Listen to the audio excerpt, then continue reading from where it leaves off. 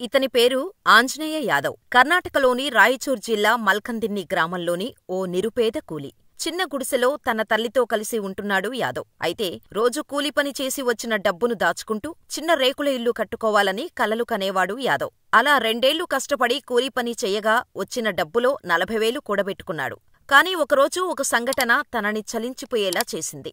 దాచుకున్న డబ్బంతా తీసుకొచ్చి ఇలా పిల్లలకు సైకిళ్లు కొనిచ్చాడు. ఎందుకో తెలుసా? ఆ పిల్లలు బడికి వెళ్లడానికి చాలా దూరం వెళ్లాల్సి వచ్చేది. దాదాపు 4 నుండి 5 కిలోమీటర్లు. అయితే వాళ్ళ గ్రామానికి ఎలాంటి రవాణా సౌకర్యం లేదు.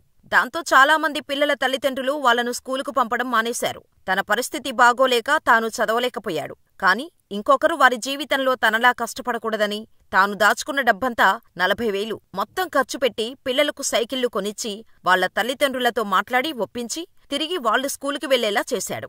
ఈ రోజుల్లో లక్షలు సంపాదించేవాడు కనీసం 10 రూపాయలు కూడా బిచ్చగాడికి దానం చెయ్యలేడు. కాని తను కష్టపడి దాచుకున్న ప్రతి పైసని ఎలాంటి సంబంధం లేని పిల్లల కోసం ఖర్చు చేశాడు అంటే ఆంజనేయ యాదవ్ నిజంగా చాలా గ్రేట్ కదా.